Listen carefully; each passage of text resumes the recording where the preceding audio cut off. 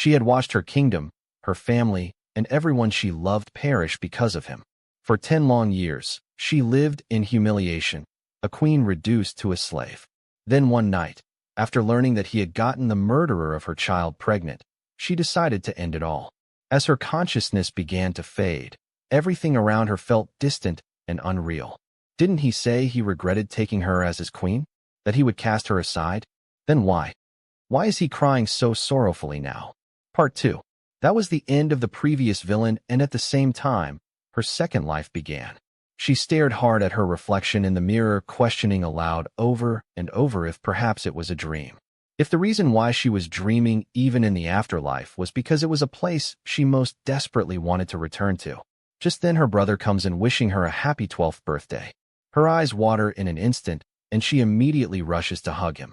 Her brother teased her, joking that he'd thought she would have matured a bit since turning 12, but she still remains just like Alexa.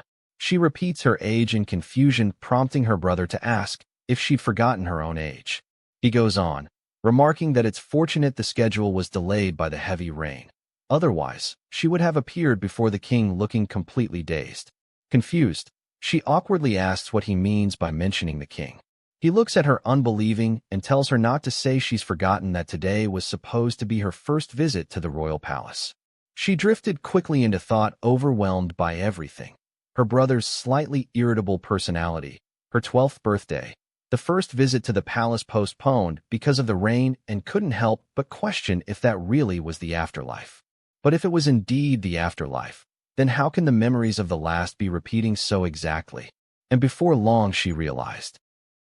Her father returned home, and she and her brother both rushed down to greet him when the realization struck.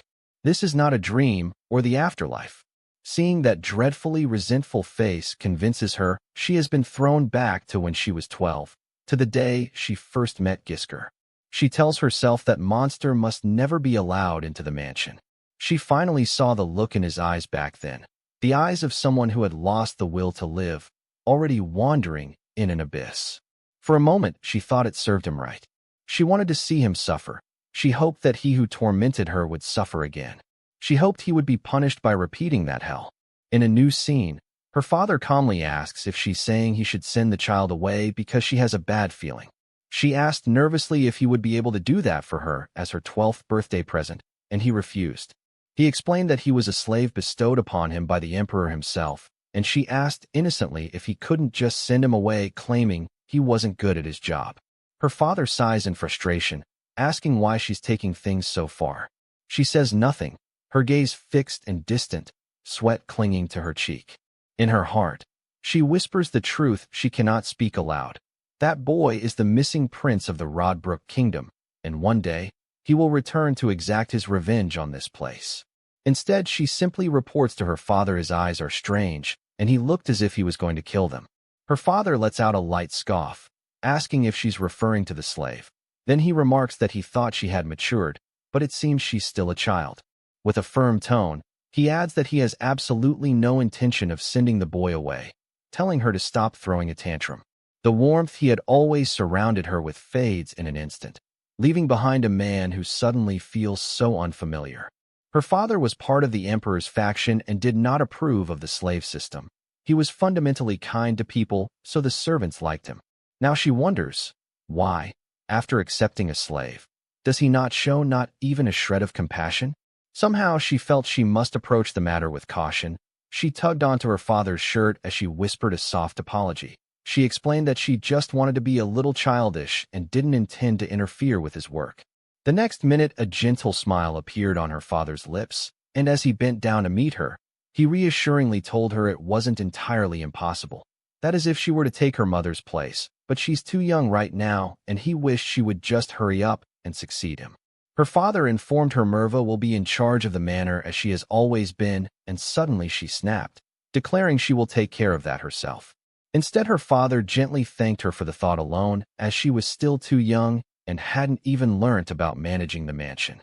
Later, that night, a lady suddenly appears behind her. Her tone is commanding as she demands to know where she's going at such a late hour. She responded, claiming she was only going for a little walk. The lady in front of her was MANHWA, her mother's childhood friend and lady-in-waiting. Perhaps because she's from a barony, she's a woman who wants to show off her noble status however she can, with her flashy clothes and overwhelming perfumes. She practically took control of the mansion until she turned 15, and also they both were the worst possible match. Looking at Merva standing in front of her, she can't help the thought that it would have been better if she had returned at least 3 years later. Turning back to Merva, she points out that her father also goes out late at night, then asks calmly if Merva is implying that he isn't respectable. She goes on to explain that whenever the emperor calls for him, her father goes out to work, even at night, and she doesn't see anything wrong with that. But Merva quickly argues that it's different, that her father's outings are for work, while this situation is something else entirely. With a quiet motion, she tucks a strand of hair behind her ear and adds that her father also takes night walks with the emperor. After that, she turns away, her mind already racing ahead. There's going to be so much to handle from now on. When she turns 15, she'll have to drive that woman out and take responsibility for the household herself. But before any of that, she tells herself she needs to deal with the root of the problem, once and for all. She could still remember her mother's gentle smile as she told her to always become someone capable of protecting herself. Now, those words echo in her mind like a vow. She grips the knife tighter, determination hardening in her chest. Just as her mother said, she will protect herself, and to do that, she will kill that monster. She went over her plan again in her mind. She only needed to go to that beast and stab him with the crushed poison hidden in her pouch. With the restraints binding him, he wouldn't even be able to fight back. It would be less painful for him to die here, she thought coldly. Raising the knife, she steadied her breath and told herself she would be the one to end the endless chain of revenge. To harden her resolve, she recalled everything he had done, the way he slaughtered her family, the way he had dragged her by the hair and made her his dog, the way he had coveted her body and watched her wither away beside him, the man who ultimately abandoned her, until his frail plea for help interrupted her thought. Her eyes snapped open, the reality of what she'd almost done hanging in the dead silent, until his voice came again. This time he was crying about how much it hurt. Her resolve faded in an instant and her hands remained stuck in the air. She warned herself to not get soft now, looking on at how she could avenge her enemies with just one swing. How her family, Alexa, wouldn't have to die so miserably, and she herself wouldn't have to go through that dog-like marriage. But why? Why now did she find herself completely unable to do something so simple? She ended up leaving that night, convincing herself the only reason she couldn't go through with it was because the dagger was too heavy. She told herself she probably wouldn't have succeeded anyway. She continued with that thought. Now the thought of what she would have done to clean up after stabbing him, and what if her father ended up sending her to a mental asylum as a result? But then she suddenly stops. Her hands begin to tremble helplessly as she realizes she was about to kill someone. He was just a helpless boy who hasn't yet committed any sin, and yet blinded by vengeance, she tried to murder such a helpless person. She dropped to the ground in shock, wondering how different she would be from that monster if she were to rationalize it by calling him the root of all calamity. She realizes then that her mother's teachings had never been only about protecting herself. Her mother's words echo softly in her mind. She had also told her never to trample on the weak, that it was the duty of the strong to protect the powerless. Her words echo in her mind. Don't forget that they are people too, with the same feelings as you. In her mind, she quietly answers her mother. She knows, and she hasn't forgotten. But what choice does she have now? If things continue this way, Gishkar will bring about their ruin. And if that fate has already been set, what could she possibly do to stop it? How can she change what has already been predetermined? The scene quickly transitions to her whole family having dinner together with the emperor. Though the night has grown late, he still offers her warm wishes for her 12th birthday, praying she will become the greatest jewel of their nation, and she, composed, simply thanked him for his benevolence. He presented her with a sapphire pin as a birthday gift, and as she looks at it, a strange stillness washes over her, because she recognizes it. It's the exact same pin she had received on her 12th birthday in the past, identical down to the smallest detail. They moved on to a discussion about a witch, which she remembered perfectly, a story about a woman who had already been executed. Suddenly, she hears someone call her name, startling her out of her thoughts. She looks up to find the Empress, eyes fixed on her as she asks what her thoughts are. if she believes curses are real, and didn't respond immediately. Instead, she pondered on how the queen's incomparably free-spirited appearance was actually just a facade. The gathering was originally meant to introduce her to the first prince, Ferdinand, but thanks to the queen's interference, who dislikes her, the first prince couldn't attend. As if that wasn't enough, now, she intends to humiliate her. A smile suddenly appears at the corner of her lips as she looks back on all the years she spent living as a slave in Rodbrook, and questions silently if she believes she'd fall for such a shallow trick. She finally responded, saying she doesn't believe curses are real. She asked if curses weren't just manifestations of unease, explaining that if a person was to do something that weighed on their mind, and something unfortunate happens by chance, they're bound to think it's because of what they did. The emperor, visibly angered, then demands to know if she's indirectly calling him a weak monarch for worrying about something that doesn't exist.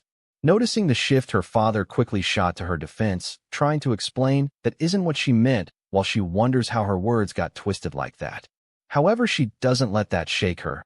Her voice comes again, even more composed than before, as she states that she may have been a sinner, but it was still a matter about taking a person's life.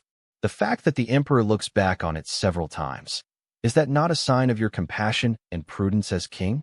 As they take their leave, the thought lingers in her mind. A queen that takes out her frustration on a 12-year-old child because of her inferiority complex towards her family. A king who grows anxious after executing a single woman. Perhaps the fall of Farnborough was inevitable, she concludes. At the same time, her brother suddenly turns to her asking what all the talk about courses was, and where she'd read such a fine book. He mentioned how she used to be so scared of curses. He mentioned instances, like how she believed she'd die if she stepped on black marble 4 times in a row, or that she'll die if someone writes her name in purple. He finished off sharing that he believed curses were real, because their mother was actually a victim of a curse too. Also, he mentions how he'd heard that the demi-human slaves executed in the capital this time were seen casting strange spells. Something stirred within her that second, and before she realized it, she found herself telling her brother that it wasn't a curse, because things like that don't exist. Instead, if you're afraid of something like a curse, then just don't torment the weak.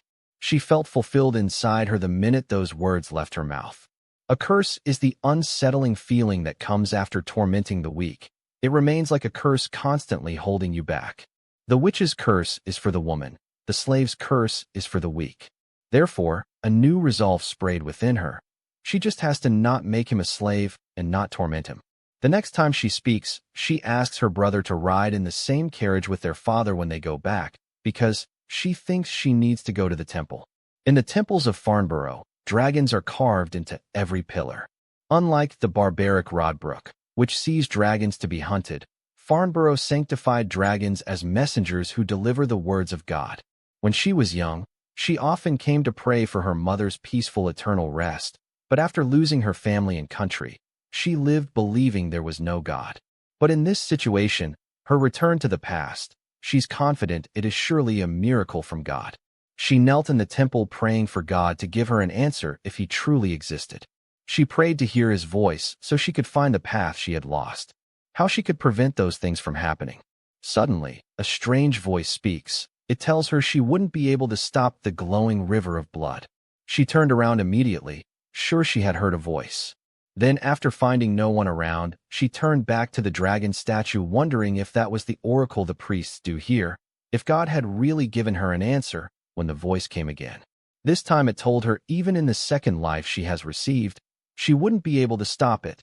The murderer drenched in the blood of 1,000,000, the dragon slayer drenched in the blood of a dragon, will see you.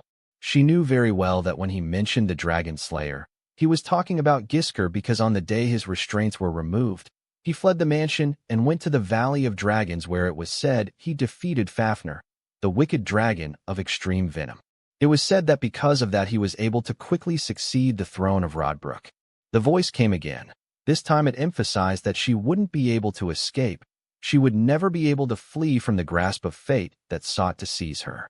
She blurted out a faint no, struggling to accept that fate. She gathered herself quickly and questioned why he brought her back to the past, insisting that was too cruel to her. Only for the voice to come again. However, it will change. It cannot be changed, but it will change. As you have changed, so too will fate change. O pitiful lady, revived by red blood, you will be able to walk the right path. Prophecies of God are absolute, and also fables of those who met foolish ends for defying a prophecy were common. The king who abandoned his son after being told the child would kill him was in the end killed by him. The woman who was told she would become unhappy if she married became more unhappy, trying to avoid marriage. The prophecies of God come true, one way or the other. Fate is something that binds you more cruelly the more cruelly you try to avoid it. The next day, as her maid gets her ready, she brings up the boy her father brought back with him days ago and asks if she happens to know where he was assigned. Her maid casually asked if she was speaking about that fierce-looking slave bastard before explaining that he was so disobedient that by now they're breaking him in.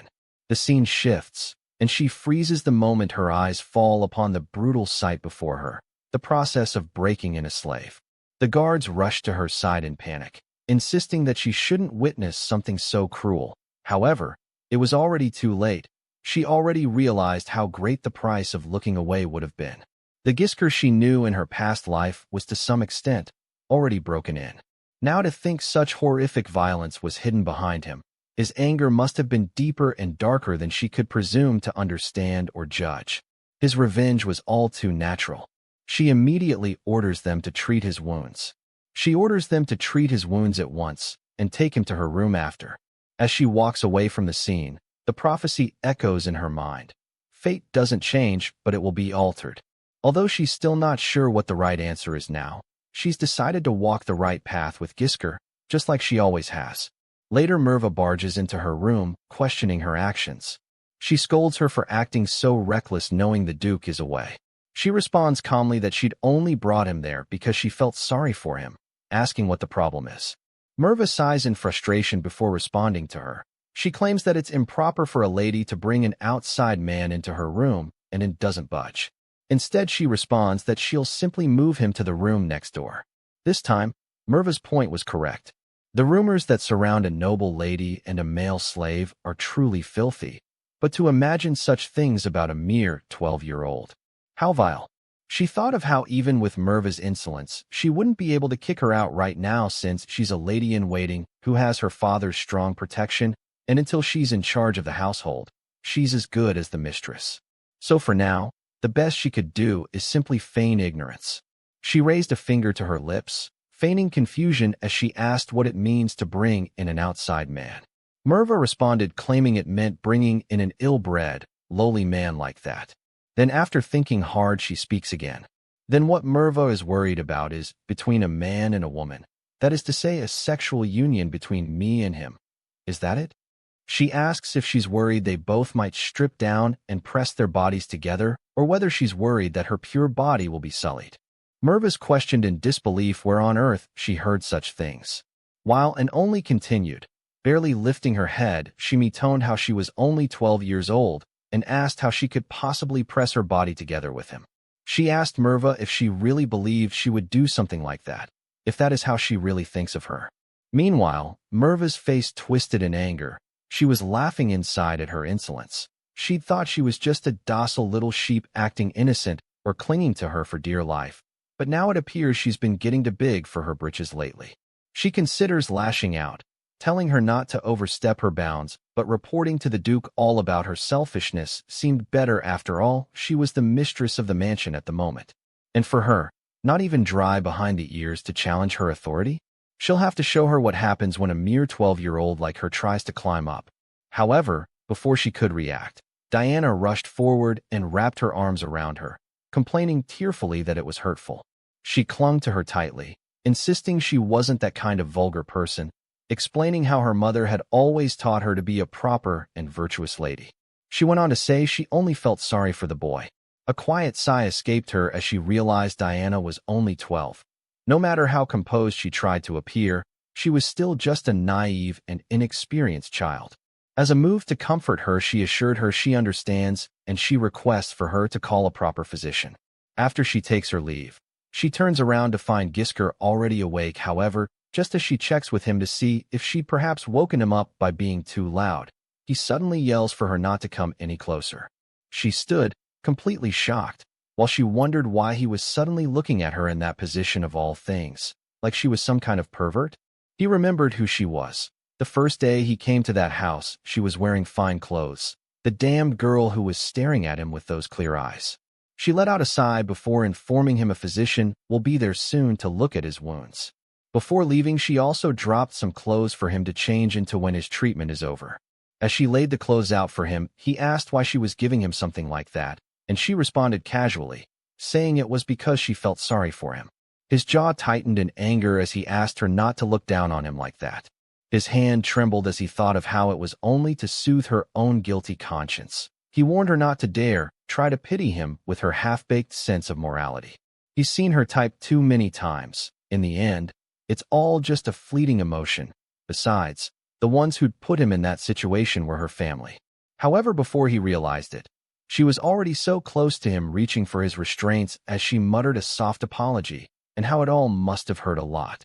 He snatched her hand off, asking dismissively what she knows, but instead of getting offended, she simply agreed with him, saying her pretending to understand must feel like deception to him, and yet even so, right now, he hasn't done anything wrong.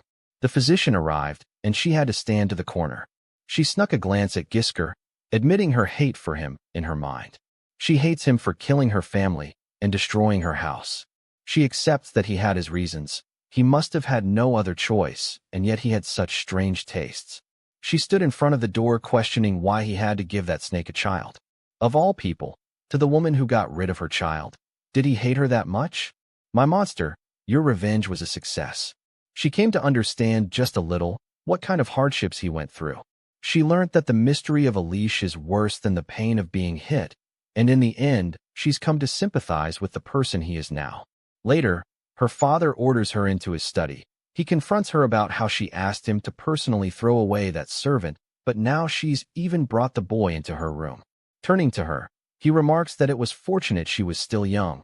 He didn't even want to imagine what vile rumors might arise from such behavior, but she only replied that she would order the servants to stay silent about it. Her father called her name in disbelief, yet she calmly reminded him of what he had always told her brother, that whatever one fears must be confronted and crushed. She declared that she intended to live by that same lesson. Then, explaining that the unsettling feeling she once spoke of still lingered, she said she wanted to face it head-on and be rid of it completely.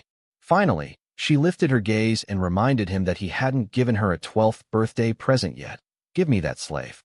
Her father responded first with an apology, before letting her know he wasn't her toy. He went on to reveal that he was her older brother's whipping boy, the one brought in to take punishments meant for a noble child, since no one was allowed to strike a noble directly.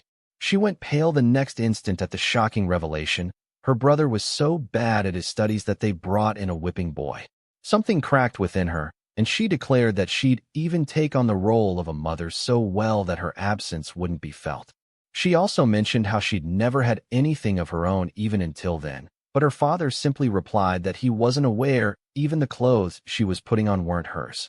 She calls out to her father one more time, however, he shuts her down this time, asking her not to whine. He didn't stop there. He noted that it was only natural she performed her mother's duties well. A dead silence filled the room, and she, still in shock, silently acknowledged how her father always had that contradictory side to him. Duke Brienne was on the verge of bankruptcy due to the failures of previous family heads, and to save his failing house, he married her mother, the daughter of a wealthy merchant. Although it wasn't a marriage for love, they had 3 children together, and when his wife finally fell ill, he brought all kinds of fine medicines for her and stayed by her side until her last breath. While he educated his children harshly, he also treated them so they could enjoy the very best of everything. He was more aristocratic more than anyone, yet at times he was unpretentious. He had a gentle side, but he could also be as cold as he was that day. He opposed the slave system, yet brought home the very slave that will destroy their home. Now, there was even more little she found herself able to do. She couldn't simply just treat Gishkar as she did in the past, and to prevent abuse from happening when she's away from the house, she has to be able to command everyone in the house as if they were her own limbs. If she doesn't have the authority to free Gishkar, then she must simply obtain that authority as quick as possible. To do that, she just first earn her father's recognition.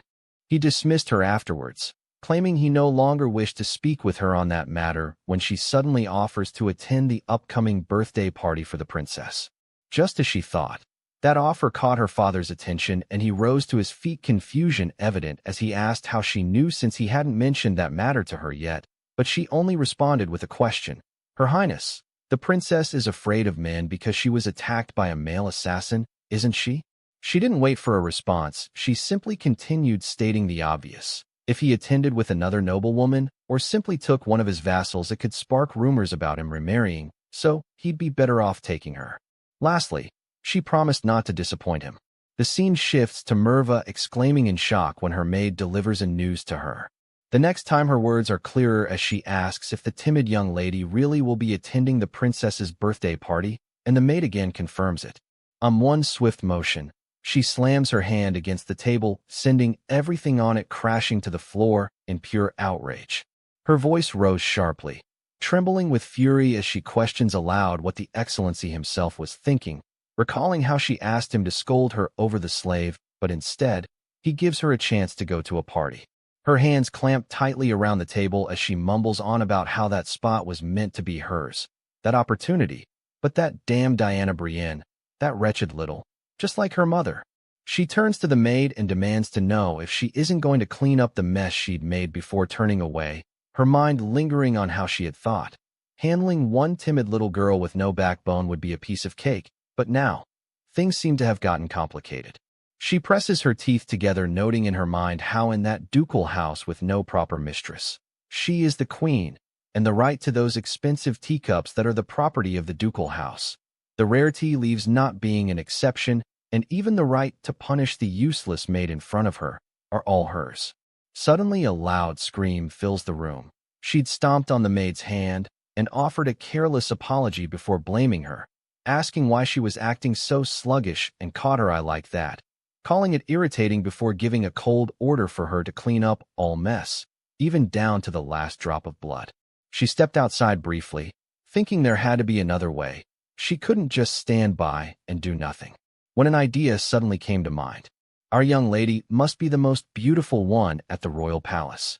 As for accessories, I think that necklace would be a perfect choice, she muttered to herself. In a new scene, their family carriage pulls to a stop in front of the royal palace, and as she steps out, her father leaves her one simple message. Diana, do not disappoint your father. Their arrival was announced, and amidst the countless nobles showering her with praises, the queen remained indifferent. She greeted the queen, bowing gracefully as she introduced herself again. The queen simply remarked that the child must be having a hard time coming to a place for adults, and her father responded explaining his daughter was working hard to fill the void left by her mother. Is that truly the only reason? And not to meet the prince you've never had a chance to see before? The queen asks. She realized the queen was displeased with not only her, but her father as well, which only explains why the engagement her father tried so hard to push through was only finalized after she became an adult. The queen suddenly noticed her neck piece, and she thanked her, explaining that it was her favorite opal necklace. An opal can resemble the sky, and at other times it can resemble the sea. It's a jewel with a mysterious charm that is fascinating every time a person looks at it. The queen's indifferent fades, and she praises her, saying she has a good eye, adding that she also prefers opals to diamonds. To her it's as if they hold the entire world. The queen then remarks that from how much she cherished it, it must be a very precious necklace, and she responds that it was a necklace her mother treasured dearly. The empress's smile drops as she asks if that's so. She recalls how she heard it's been long since her mother's passing. While on that, it suddenly comes to her how there isn't much of an age difference between the princess and Lady Brienne. She concludes she must be cared in a place like that, so she brought her mother's keepsake for comfort. She lets out a sigh before revealing the princess is in a separate room, and the young lady may go deliver her gift to her herself. As she turned to leave, something quickly caught her attention as she passed by a noble lady wearing an accessory made of pearls. The queen surely is about to fly into a rage. In the past, the queen's older brother, Lord Rebuet Drassel, set out to sea to find pearls for her and died in a shipwreck. Because of that incident, pearls became the jewel the queen despises the most, and word began to spread among the women who wore pearl accessories. A lady-in-waiting is supposed to give a heads-up about these kinds of things to the young noble ladies, and yet she shamelessly put a pearl necklace on her. She never would have imagined that she'd switch necklaces in the carriage. In the past, she was fooled because she didn't know any better. However, this time, I felt sorry for you who died with your limbs cut off because of me. So I was going to think about your punishment later. But in the end, you're shortening your own lifeline, MANHWA. She finally arrived at the room the princess was in and offered her greeting, but the princess wasn't very welcoming. She sat down, regardless of the princess' tone that was blatantly dismissive, but that was only because she knew the princess didn't dislike her. Even now, she was trying so hard not to show it, but she was clearly anxious. On the past, her brother was embarrassed about the fact that his younger sister, the princess, wets herself. She tried to reason with him, asking him not to be too hard on her, but her only responded asking if she of all people couldn't understand his shame. His only younger sister is scared of men, and on top of that she can't even use the toilet properly. She couldn't say she had to go to the bathroom, and it came to that. Not all children are that stupid, but still, if she were alone, but at her own birthday party, in front of everyone, how embarrassing is that? The birthday party the prince mentioned was that day. The princess's urinary dysfunction is also due to the trauma from the assassin, but regardless of her circumstances, the princess was a laughingstock until Farnborough fell. She knew it all too well, being subjected to all kinds of ridicule having been in Rodbrook herself. She dropped her teacup and plastered a warm expression on her facing as she explained that the gift her family prepared was so huge it had to be viewed from outside. The noble ladies present asked to tag along out of curiosity, however the princess immediately shut down their attempts. She insisted it was something the Duke sent himself, and she will check it first. Before she took her leave, she told them she had a separate gift she had prepared, asking them to look at it together later, and that act alone quickly changed the thoughts about her. Meanwhile, outside the room, she asked the princess for the restroom, awkwardly revealing that it's because she has to go. The princess immediately brightens up, agreeing to guide her there. However, before she can even take a step, she peed herself. She clutched her dress, embarrassed. Tears welled up in her eyes as she wondered what to do. She didn't stalk, she got straight into action, the first step being asking the princess not cry.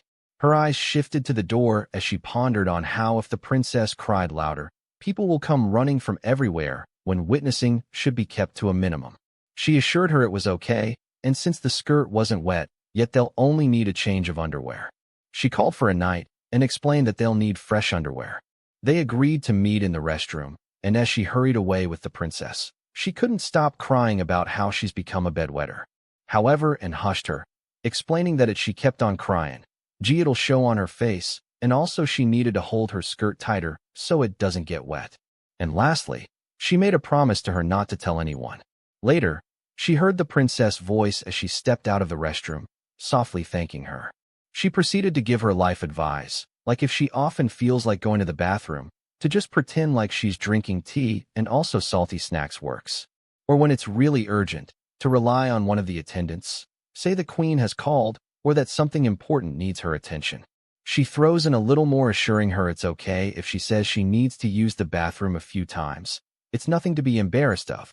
The princess's eyes sparkled as she remarked that she felt like an older sister.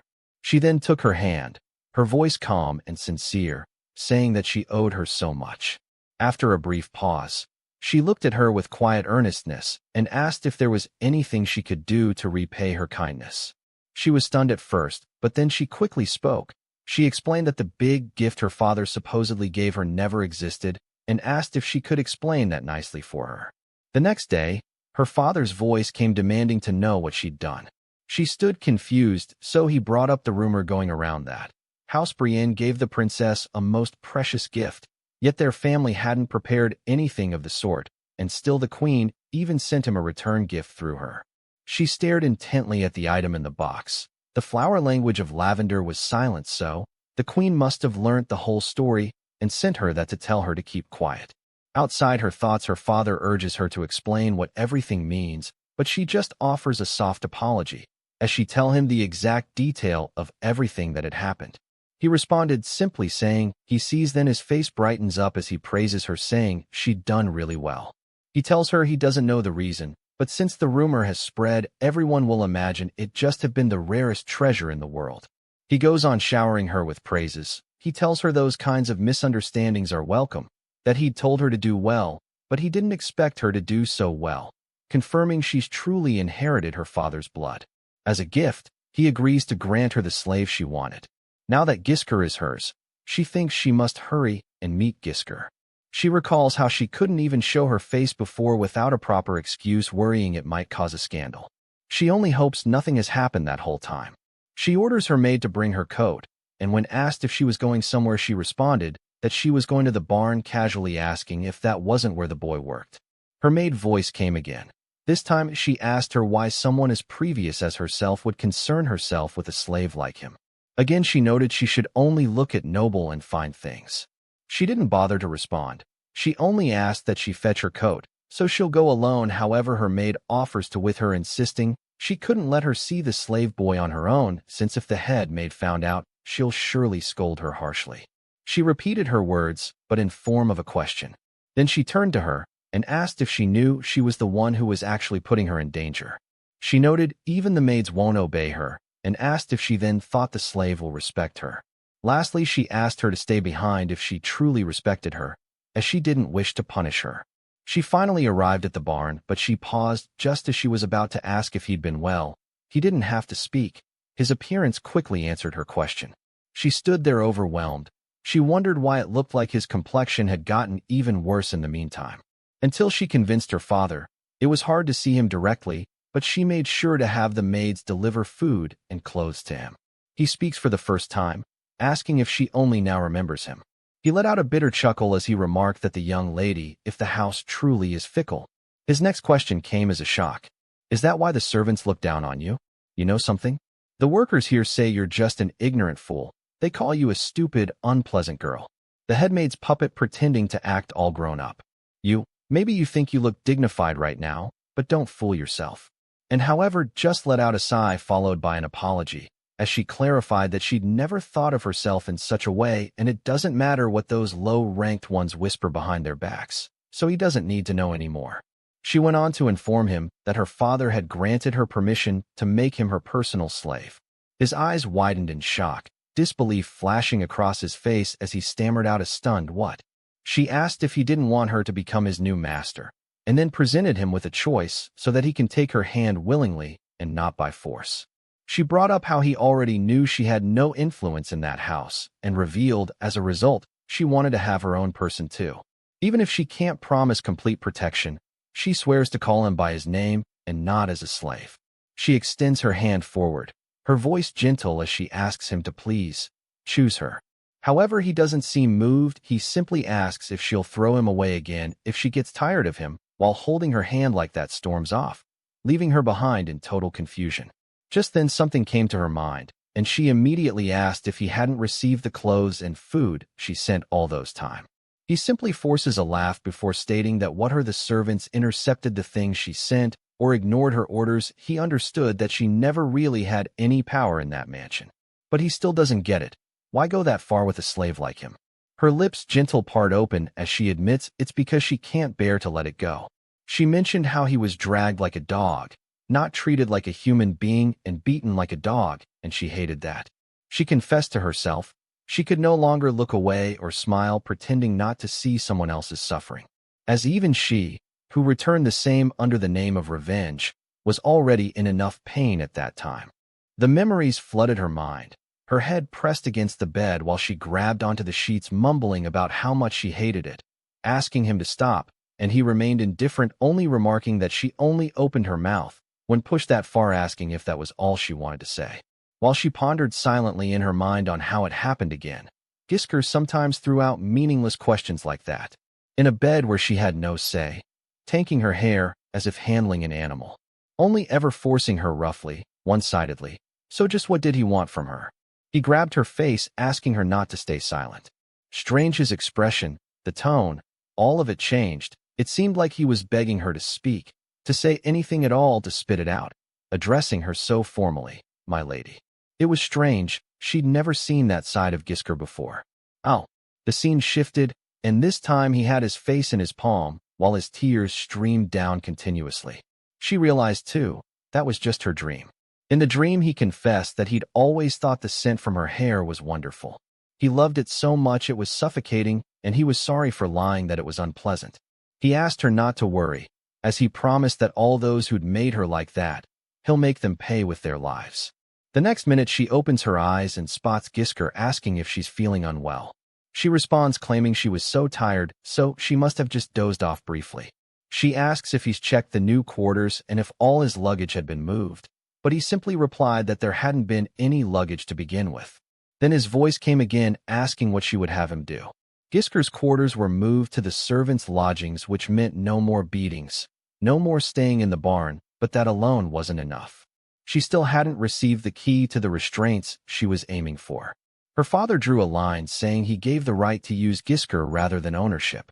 She asks him to learn the sword and become an outstanding warrior.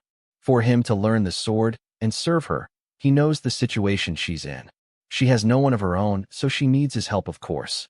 In a new scene, the servants gathered in front of, and while MANHWA held her cheek in disbelief, questioning what the young lady was saying, and she didn't hesitate to repeat herself. She noted that it seemed everyone had forgotten their roles. The maid who overstepped her bounds must be punished.